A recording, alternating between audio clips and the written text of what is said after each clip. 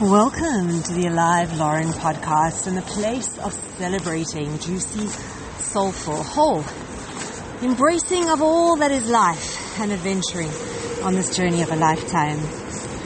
So I have a musing to offer around may we be awakened by flow.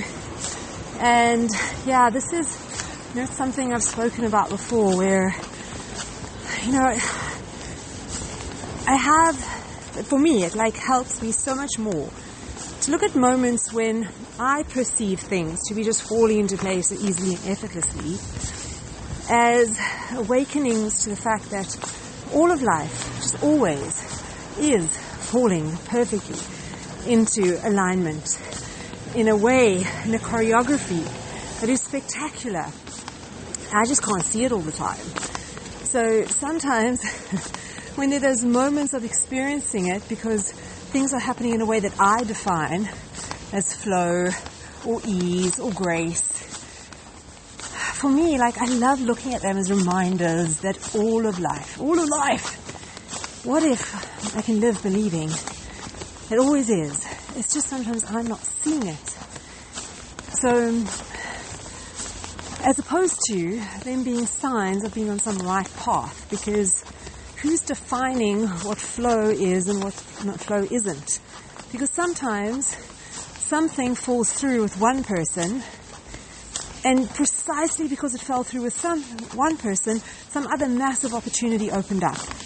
So who is actually defining, it's all, we get in the mess and in the middle of it, saying whether something's flow or not flow, depending on whether it's an outcome we want or don't want, which is just so ridiculous. Because if you change it, you can perpetually swing from one side to the other.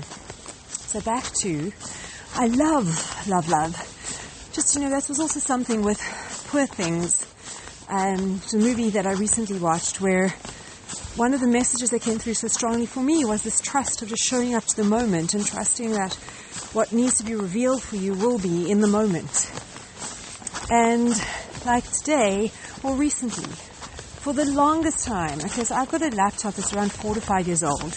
That's my personal laptop. So my work laptop, it's very restrictive and strict in terms of not doing anything personal on it. And over time, my personal laptop, I'm so needing of it. Especially with the time I was tutoring online and I was using it every single day, 12 to 14 hours a day. I couldn't be without it, and it was making noises, it was slowing down, it was overheating, and I kept procrastinating on getting it sorted out. So eventually now, I've actually I'm doing a 16-week course which has learning and an online Zoom and homework, and I definitely need a functional computer. So, I always really like working with recommendations, so I sent out a message to a bunch of people asking if anyone had someone to recommend, and I just want to know honestly, is it fixable reasonably, or is it time to actually just bite the bullet and understand that I need to just invest in a new laptop? And, just that I got a number of replies and responses, and just the way everything unfolded. I had one friend who hopped on the line with me after work and ran me through some diagnostics that I could run myself, and also just checked things in terms of memory and RAM, and made some suggestions, and in terms of, asking if it's hot underneath and the fan and the noise it was making.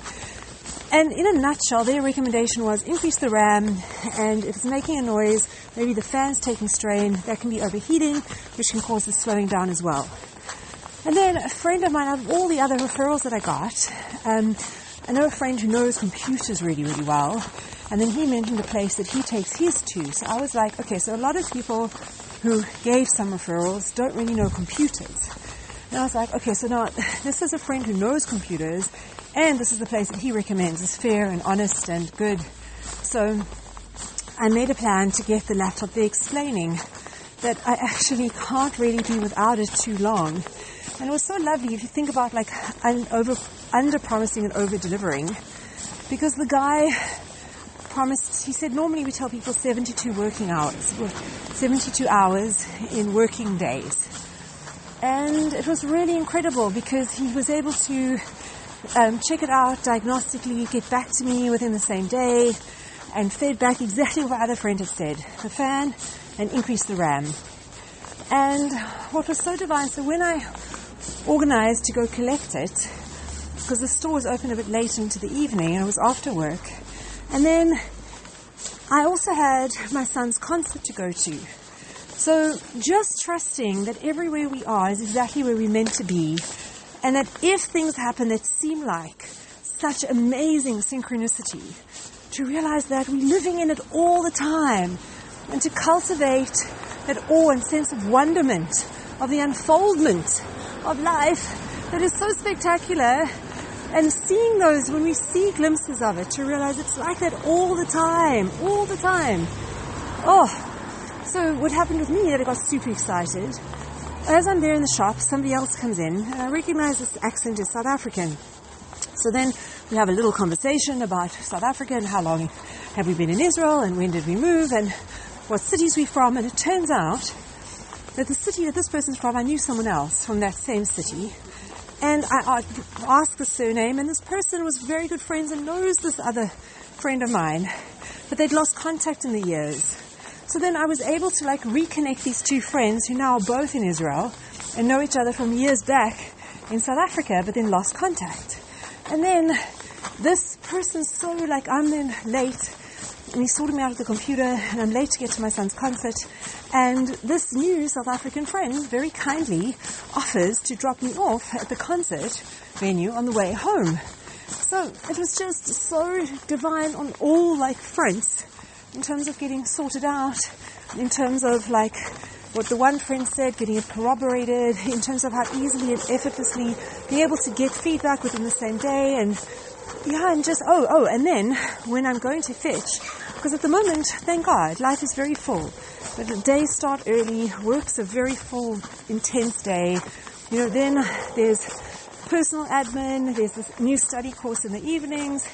So there's limited pockets to attend to stuff, like getting groceries and foods. And I was low on certain nuts and herbs and seeds, and I'm thinking I'm not quite sure when I'm going to get there. I get off the bus. And as I get off the bus, I start walking down the street to collect the laptop. Right in front of me is a store that sells seeds, nuts, herbs, spices. It couldn't have been more given to me on a platter. So it's just always just that surrendering in, I didn't have to think, all of it happened for me.